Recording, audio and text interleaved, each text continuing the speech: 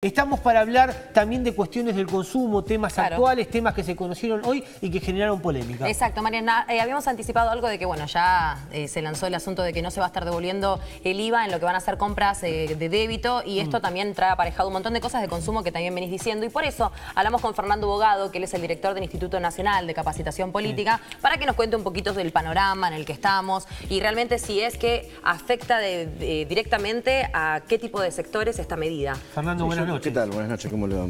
Yo creo que la medida también hay que analizarla dentro de un contexto y no de manera aislada, porque un poco lo que el gobierno intenta hacer con esta medida es disminuir el déficit fiscal que tiene. Hay un cálculo de que tomando esta medida habría una disminución en el 0,8% del déficit fiscal. A ver, uno tiene que hacer un análisis de una película y no solamente de la foto. Obviamente que es una medida antipática el hecho de que no le devuelvan ese 5%, donde sobre 1.000 pesos eran sumas a veces importantes en el consumo con débito.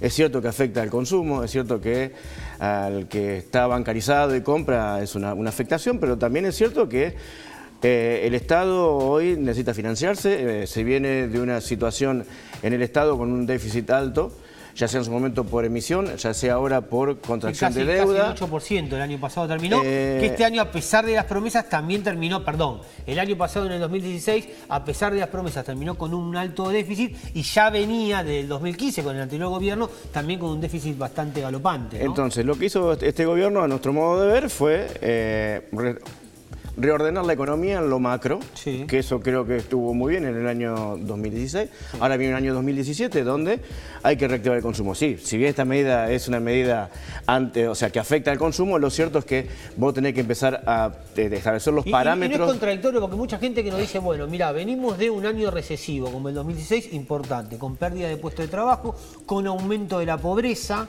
este tema de los resultados económicos y los brotes verdes que se anunciaron en su momento para el segundo semestre del 2016 no se vieron, hasta inclusive se tuvo que ir el propio ministro de Economía y acaba de asumir uno nuevo, o se dividió inclusive aún más lo que es el gabinete económico de Macri, y toman esta medida de la devolución de IVA. Hoy decían, por ejemplo, Duhovne, que es el nuevo ministro de Hacienda, marcaba que no iba a haber una gran ni recuperación ni gasto fiscal, porque realmente esto no era una gran medida para fomentar el consumo. Otros dicen que no, como decís vos, los trabajadores en blanco dicen, bueno, por lo menos es una ayudita. Sí. Lo que hace esto es disminuir el déficit fiscal en un 0,8%, que no es poco.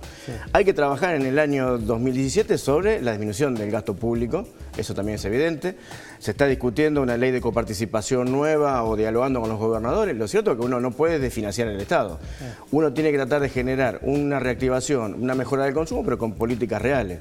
Yo creo que hoy, teniendo un poco lo que se vislumbra que va a ser el tema del campo y el tema de la producción agropecuaria, más la reactivación de la industria metalmecánica, más el tema hoy de la venta de autos, que también fue importante, el tema de la reactivación del sector, el único sector, junto con la venta de inmuebles, que creció el último mes del año pasado. El blanqueo también dio hoy unos ingresos importantes al gobierno. Lo cierto es que hay que trabajar mucho sobre la microeconomía, las economías regionales, para que haya una reactivación de consumo. Pero por un lado, disculpa Marina, pero por un lado, al sacarle esta devolución de IVA, que repito, no es que beneficia a los que menos tienen, porque los que menos tienen en general se enchangan y no están bancarizados. Claro, ni siquiera están bancarizados y están en blanco. Son ese famoso 40% histórico, 32, 43, depende obviamente que lo diga, pero claro, 40% de gente que no está en la economía formal. Lamentablemente, que es donde el Estado, tanto este Estado o este gobierno como los anteriores, nunca pudieron solucionar. Gente que trabaja y que se paga y se cobra en negro y vive de la economía informal,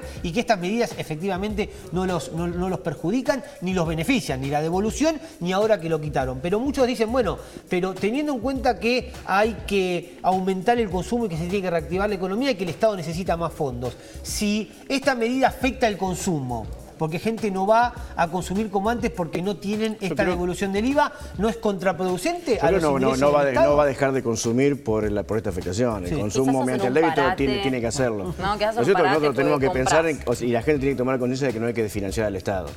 Yo creo que viene, como te digo, viene un año también ahora de ordenamiento de las cuentas microeconómicas, donde el Estado no puede estar desfinanciado. Y uno tiene que generar condiciones de trabajo para el crecimiento que sean realmente concretas. O sea, atacar o estar encima de la pyme, estar encima del productor y no tanto con eso de, ya sea que hay que trabajar sobre la asistencia social y este gobierno las mantuvo y la amplió, pero esa no es la solución. En este caso es una medida, sería una medida medianamente parecida para la clase media o el bancarizado, esta devolución. No es un ingreso genuino, es un ingreso que hacía, o una devolución que hacía el Estado. Creo que esa disminución del déficit que tiene el Estado puede hoy ser destinado a la reactivación de otra economía regional, de una microempresa, o sea, de otro tipo de economía. Viste, Marian, que a pesar de haber tenido la inflación al 40%, de que se hayan subido el 500% de lo que son la electricidad, el desempleo subió al 10%, el taxi vale más, el subte también. Macri le puso un 8 a la gestión. Una gestión un 8. Económica. O sea, se puso una gestión alta. Él se puso un 8 inclusive la gobernadora Vidal, parece como que lo estamos bombardeando. Acá, amigo, no es la realidad. Lo que estamos haciendo es contando lo que sucedió el año pasado y como hacemos también con gente que nos visita y que critica medidas de Macri, que quizás elogia medidas del anterior gobierno, le preguntamos, che, pero tampoco dejaron un gobierno, dejaron una economía realmente desastrosa en el anterior gobierno. Lo que digo es, en este caso, Vidal mismo, cuando le preguntaron en la provincia de Buenos Aires qué puntaje se le daría, porque la provincia también no terminó de despegar. Ella misma tuvo algún tipo de recato o fue cautelosa y dijo, no me voy a poner puntaje. Macri se puso un 8, teniendo en cuenta cómo está el país y estas medidas medianamente drásticas para muchos que se están tomando. ¿No es un poco mucho 8 puntos? No tomo como un bombardeo lo que dicen, pues hay que usar datos objetivos de la realidad. Yo en esto trato de ser conciliador con todo, no es decir, toda la culpa es de lo anterior.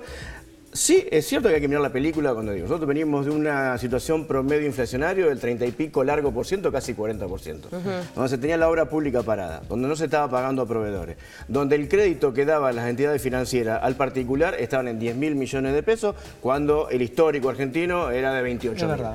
O sea, había una recesión económica importante que era hasta una olla a presión que no sabíamos en qué momento explotaba.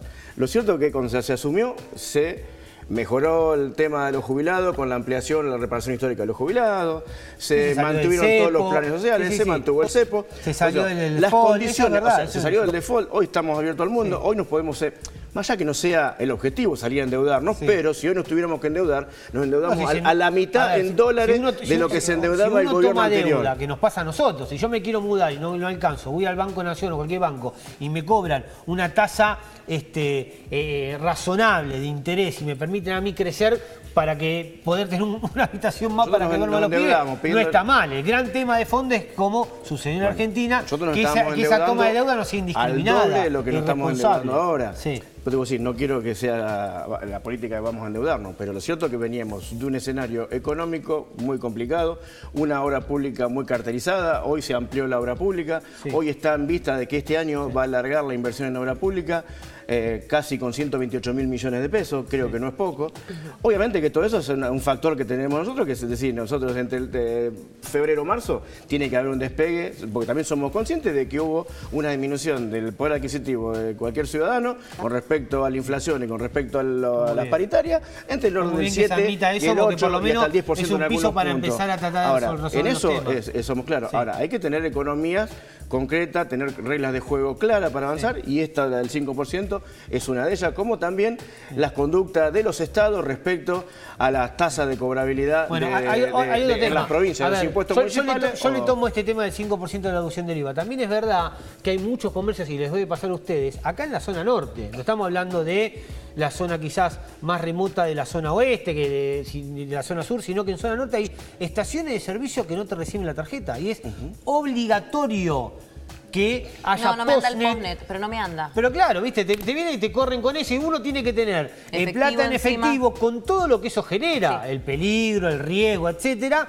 y no poder utilizar la tarjeta como el propio gobierno dice que hay que bancarizarte, que está muy bien, que esté la gente en blanco, que uno pueda inclusive evitar andar con efectivo encima, pero hay muchos comercios que por falta de control, a mi juicio, y también porque siempre el argentino promedio se abusó de todas estas medidas cuando no hay control, que no hay postnet y no se puede pagar con tarjeta. Exactamente, pero bueno, podemos dar vuelta sobre el mismo tema, sobre que no es el óptimo, pero lo que es cierto es que hay que analizar la situación estructural del Estado. Yo vengo con otra visión, o sea, trato de dejar otro mensaje, es que la gente sepa que tiene que hacer ese esfuerzo en pos de mejorar o disminuir el déficit fiscal que tiene el Estado. Sí tenemos que repensar el Estado, tenemos que repensar un Estado que no esté permanentemente desde el Estado Nacional subsidiando a todas las provincias por las malas políticas provinciales, donde la vaca lechera del Estado Nacional termina siendo hoy que hace permanentemente despifarro de dinero subsidiando o bancando las malas administraciones provinciales. Entonces hay que mirar todo en un contexto de película y no tanto de una foto, y estas son medidas que hay que ir tomando de manera concreta para tener una economía seria. Fernando Bogado, entonces muchas gracias por venir y para tratar de aclarar un poco de lo que fue la información hoy, que generó polémica, también sorpresa para muchos y otros que obviamente la defienden, sobre todo los que son del gobierno. Acá Fernando dio un punto de vista interesante, que es cómo el Estado se puede beneficiar a raíz de alguna manera normalizar la economía en una situación quizás recesiva y complicada como la que seguimos viviendo en la Argentina.